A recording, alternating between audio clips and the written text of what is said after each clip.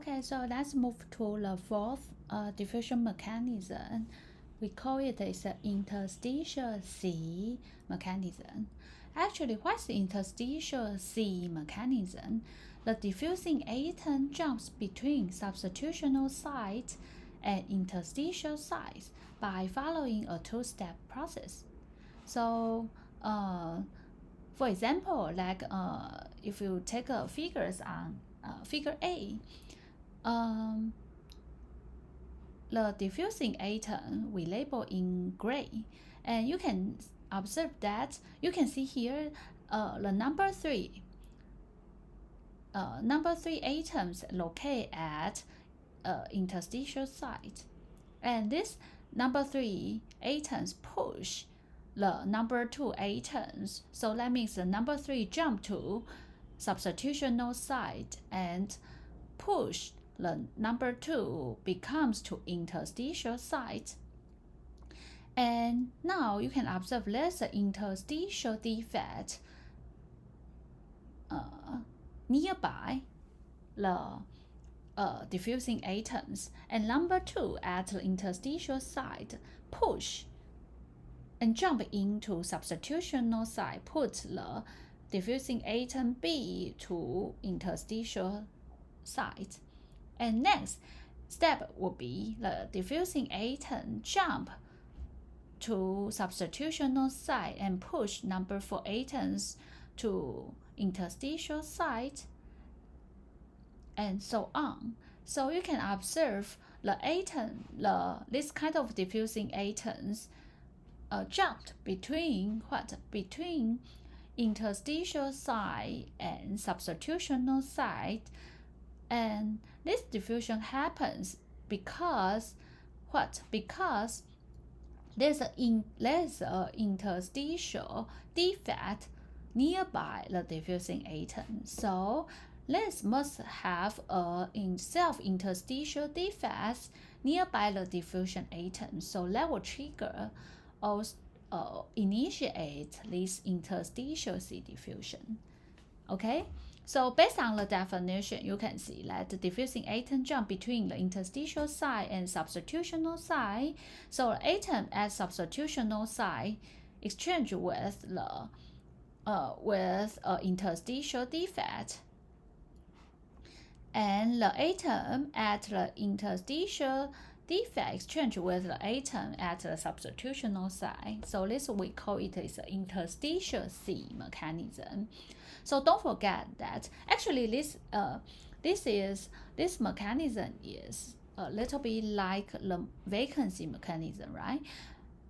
Vacancy mediated mechanism is what? Is the diffusing atom. There's a vacancy nearby a diffusing atom. So diffusing atom can exchange the site with surrounding or nearby vacancy. And this is there's interstitial defect nearby a diffusion atom. The concept is the same, right? Similar. Okay, so next, now we know the self-interstitial defect drive this interstitial C mechanism. So that next slide is going to introduce you. There are 6 different kinds of interstitial defects in FCC structures. So based on the geometry configurations are different, so can simply divide it into these 6 different types of self-interstitial defect. So in FCC structure, so this one actually we'll call it, because this interstitial defect is located at arthahedral site, so we call it as arthahedral site interstitial defect. And this interstitial defect is located at tetrahedral site. We call it as a tetrahedral interstitial defect. And this is, we call it 110 crowned iron. This direction actually is this directions. The crowned iron, that means the interstitial size at the middle of this these two lattice points, and the direction is along 110. And the D, actually we call it this split dumbbell, and also with the direction 100. Split dumbbell actually means it is one lattice point, but there are two atoms located at one lattice point. And 100 means the long distance between these two atoms is this long axis is along 100. We call it as a 100 split dumbbell because there's two atoms located at one lattice point. And this is also the split dumbbell, but the direction is along 111. And this is, we call it a split crown iron.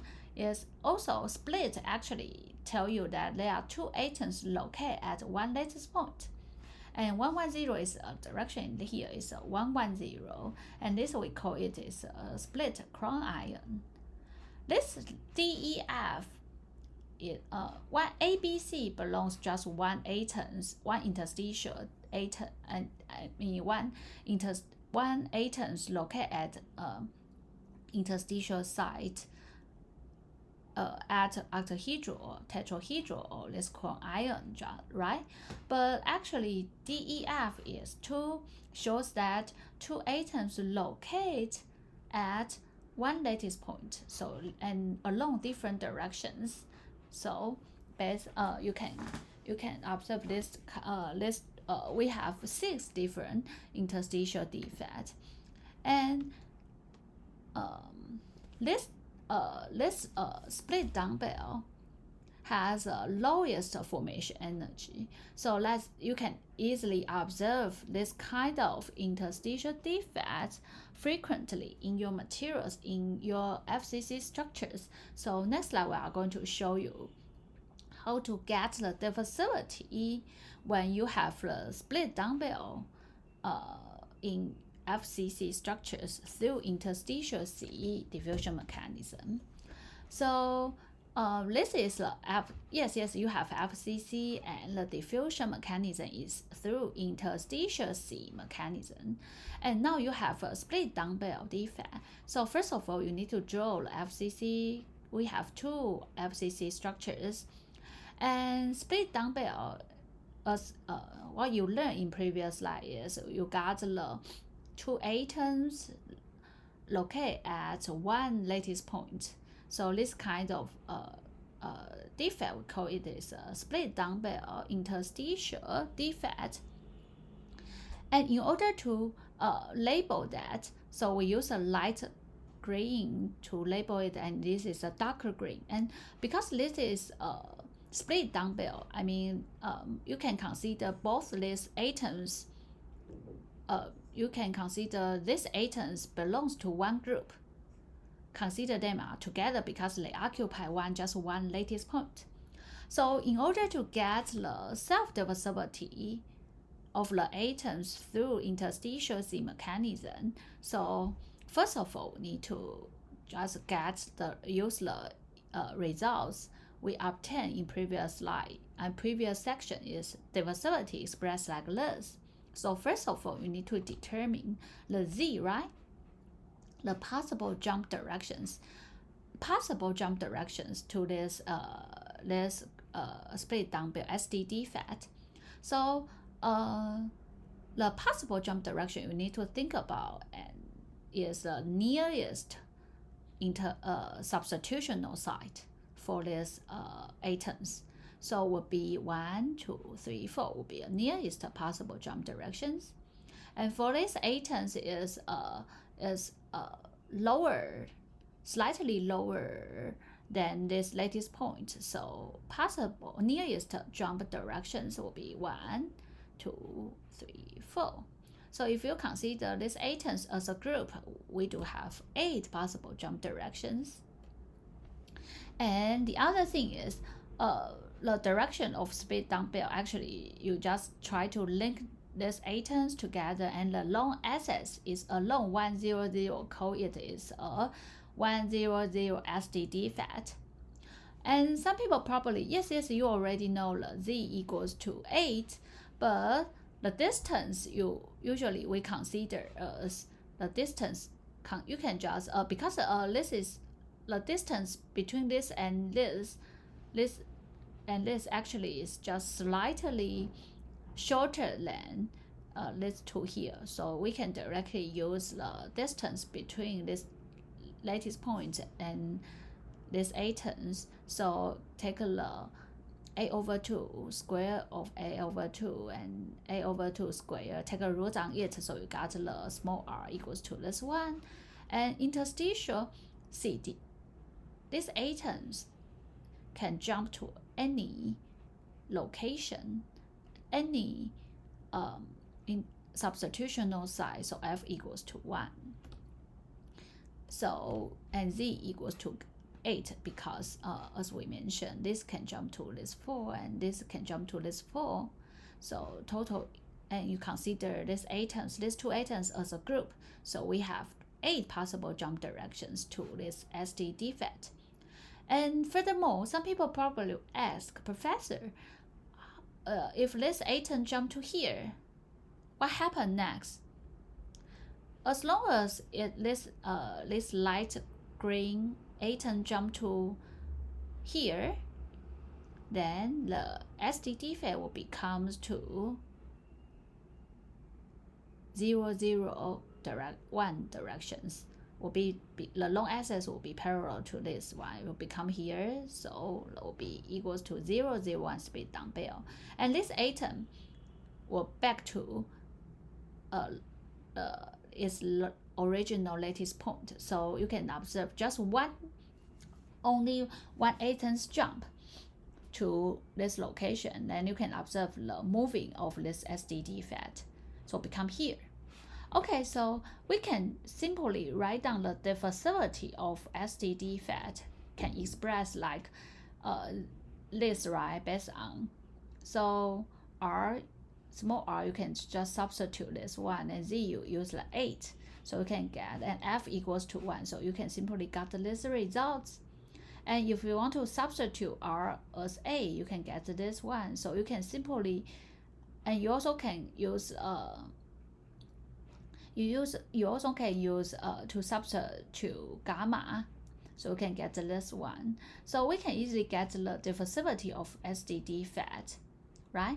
And as this is diffusivity of SD defect, but what's the self-diffusivity of the atoms through interstitial C mechanism? As we mentioned, the diffusion atoms, this is for this SD defect, but the atoms diffuse through this SD defect is based on what? This most nearby SD defect, right? So the self-diffusivity of the atoms through interstitial C mechanism can be expressed like vacancy atomic fraction, or not vacancy, is the SD defect atomic fraction of SD defect, and di is the diffusivity of SD defect and correlation factor F. This result actually is quite similar with the vacancy mediated diffusion mechanism, right? For vacancy mediated diffusion mechanism is XV dVF. Because for that mechanism is the diffusing atom diffuse through nearby surrounded vacancy, right? And this is interstitial C mechanism is diffusing atoms diffuse through SD defect. Because SD defect is one kind of self-interstitial defect, right? Okay, so based on this, you can simply Xi is a concentration of SD defect, so it's a formation energy for this interstitial defect, and also di is what you get here, so you just copy this term, and F, and you just after you just arrange it into temperature independent term and temperature dependent term. So you can get the D0 actually is associated with this term, and the energy exponential term is associated with enthalpy for this the interstitial defect formation energy and migration energy. Okay, and just some remark. Don't forget that this is all atoms. Even I label them in different colors, but in these materials, all atoms are the same, and this is just the same atoms. There are two same atoms located and share one lattice point. This is we call it a self-interstitial defect. So it's two atoms share one lattice point, and this also will cause the high, because this will cause the high lattice distortion. So the formation energy will be very high. So only you can observe this in high temperature. Okay, so this is some remark here. So self-diffusion actually implying that you only have one kind of atoms in your materials. Okay, so next we are going to give you one examples to get the diffusivity. This one actually we use the equation to get the equation to get the DI, right?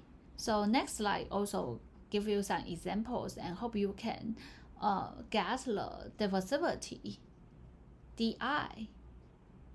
And this example is we have 3 split dumbbell self-interstitial with 100 configurations in FCC structures. So yes, first of all, you need to draw the FCC. Yes, we draw 2 FCC structures and have a 3 split dumbbell and along 100 configuration. So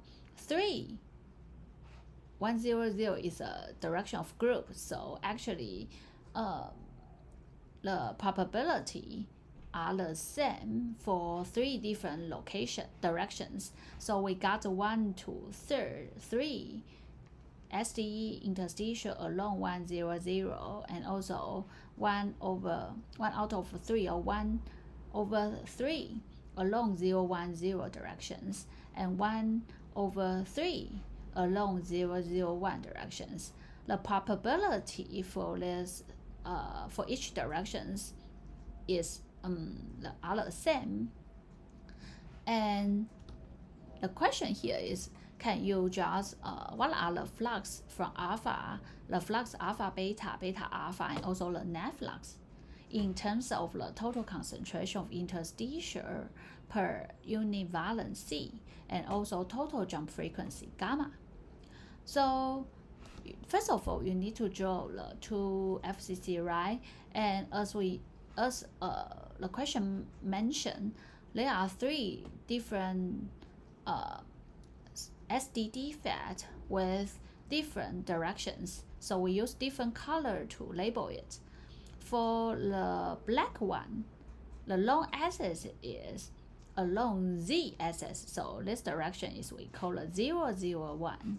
For the blue one, actually, the long axis of this SD defect is along y-axis, so it's 010. For the red one, the long axis of this SD defect is along x-axis, so it's 100. And based on flux, in order to know the flux, so you need to define the 2 planes. So we got the alpha plane and beta plane here. And based on the flux, you need to determine the total jump rate and the area concentration. So you need to determine the Z times the gamma. This is a time jump rate in specific direction. It's a gamma prong, which you learned in previous slide. And this is a C prong actually is area density. Okay, so let's take a look for how we need to determine the alpha to beta, right? So if we take a look on the SD defect along 100, how many possible jump directions allow this SD defect to jump to beta plane? So you got 2. gamma prime. Why you have to this one jump to this one, and this one jump to here? So we got the two possible jump directions to gamma prime, and the concentration is C1/3. C prime over 3. C is area density, area concentration. Sorry. And next we check for the SD defect along 0, 1, 0. This defect, how many possible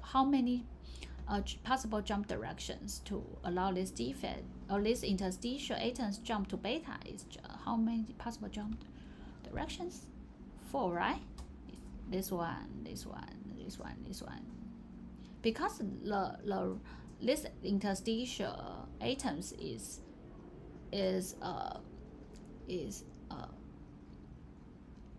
near, then is close to this 4 interstitial site at beta plane, right? So we got 4. And how? Let's check the last one is 0, 0, 0, 1. So either this jump to here or let's jump to here, right? So based on this, you can just you got 2, 4, 2. So in total is 8, and gamma prime and 3, and the C prime. Actually, you need to convert it to this area concentration, becomes to volume concentration. So be CA/2. So you can get these results. And as we mentioned, you need to use the C to express the concentration at beta plane. So we use the C plus the distance here is A/2 concentration gradient. So use this to minus this one, so you got the net flux, and compare with fixed first law, so you got the diffusivity expressed like this. So we got the diffusivity of the SD defect in terms of C, gamma, and lattice constant. And you also get the flux, right? Okay, so the question C actually is, we are going to, next step is the population of 3, 1, 0, 0 self-interstitials will change with applied stress. When the stress is released, the concentration of the 3 interstitials will repopulate and reach the steady state. The concentration becomes equal and equals to C total over 3. Show that the relaxation time for this repopulation is tau equals to this. So the story will be that if we apply a force along x-axis, along 1, 0, 0, the concentration, before we apply the stress, the concentration for 3, the concentration of SD defect for 3 directions are equal, right?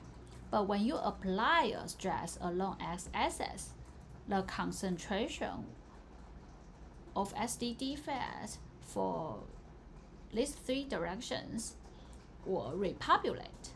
How? Based on the what you learned in lecture 2, in the tensile strength, tensile regime, the concentration of interstitials increase at a tensile regime compared to that in the compressive regime, right?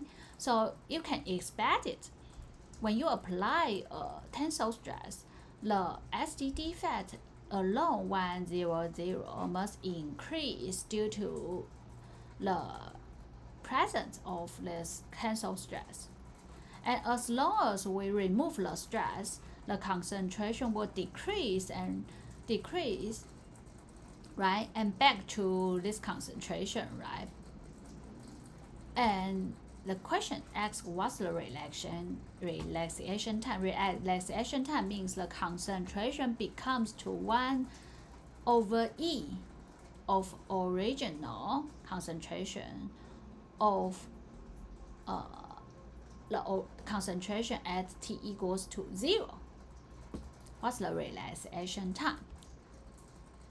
when concentration becomes to 1 over E of that at t equals to 0. So you can think about that. When you remove the tensile stress, the SD defect with 1, 0, 0 direction will jump to 0, 1, 0 direction, or will jump to 0, 0, 1 directions. And the same thing, some SD defect along 0, 1, 0 probably will jump back to 1, 0, 0, and this one will jump back to 1, 0, 0 in the same time, right? So you try to formulate these two possible reactions. The SD along 1, 0, 0 probably will jump to 0, 1, 0, will become 0, 1, 0, and some SD 0, 1, 0 will jump becomes 1, 0, 0. So we use the K1 to describe the forward reaction, and K3 to describe the reverse reaction.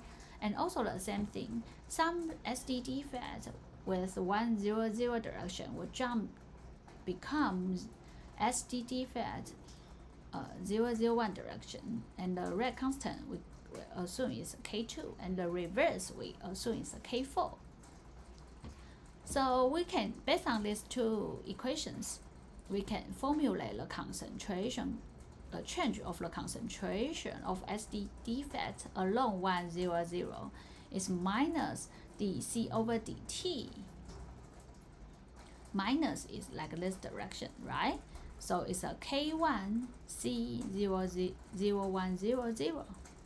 And also minus will be this direction, right? It's a K2 concentration C 1, 0, 0. This is because it's a minus, so it become here, right?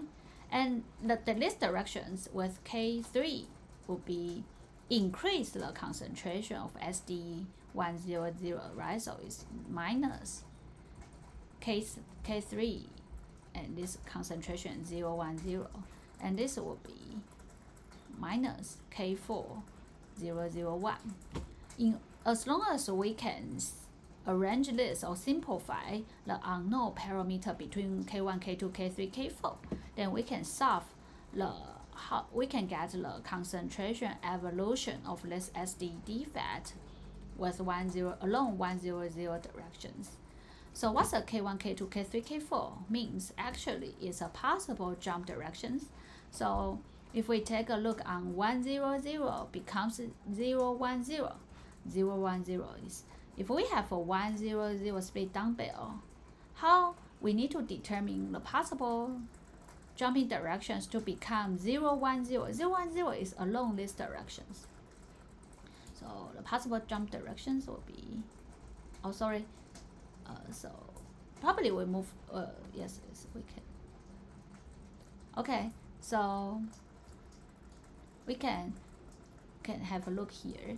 So the possible jump directions to cancel is 1 for the green, 2. So as long as the green one is moved to here, so it will become 0, 1, 0, and this one 1, 0, 1, 0, right? And the red one can, sorry.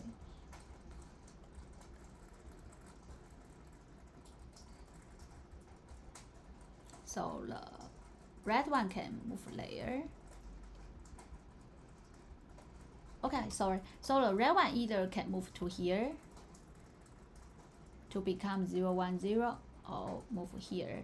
So there are 4 possible jumping directions to allow SD 1, 0, 0 to become 0, 1, 0. So it's a 4 gamma prime.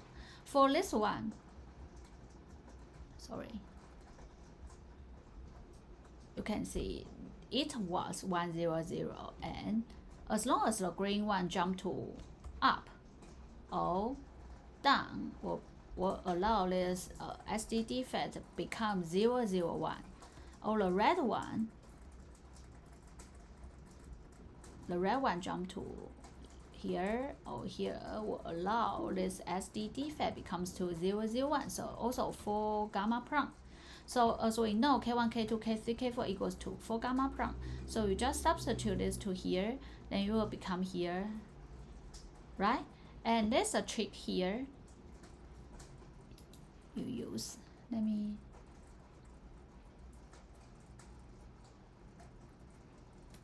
you can use, okay, sorry, here, you use a 12 gamma prime plus 4 gamma prime, and this is 100.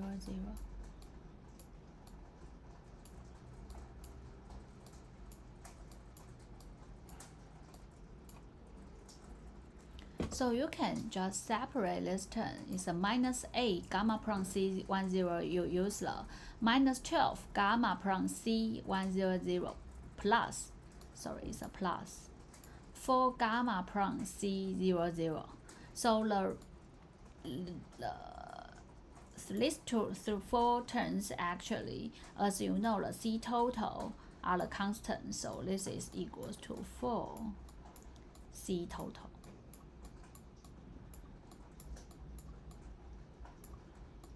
So you got this 4C total and minus 12 gamma prime C100. Okay? So, and you use, and as long as you can, sorry, I just use.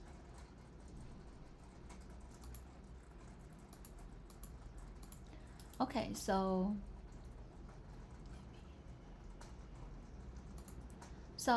now you got this equation, right? So we also have one boundary condition is when time reaches infinity, then the concentration of SD defect along 100 becomes to C total over 3. So based on this, you can help you to solve this equation. So in order to help you to solve this equation, we use the following. We use following color to label that. You can use a dy over dt equals to minus a y minus b. So we use the y to substitute the concentration of SD defect along 100. And you use the b is a constant because it is equals to C total over 3. And the a is 12 gamma prime. So this equation, you know, the solution for this equation can be expressed like this, right? Y is the concentration of SD defect along 100 minus a constant equals to this one, equals to k is a parameter, unknown parameter exponential minus a is a 12 gamma prime times t. So now there's an unknown parameter k we don't know, so we just substitute this boundary condition. Then you can get the t while you assume t equals to 0. So k equals to y minus b. So y at time equals to 0 minus b. So this is what you get k, right? So you can, this is you just use the y minus b, and this is a k y equals to 0. Well, sorry, y at time equals to 0, and got the exponential minus at. So as we mentioned, what the relaxation time is while the concentration becomes to, it was at becomes to exponential minus 1 of that at t equals to 0.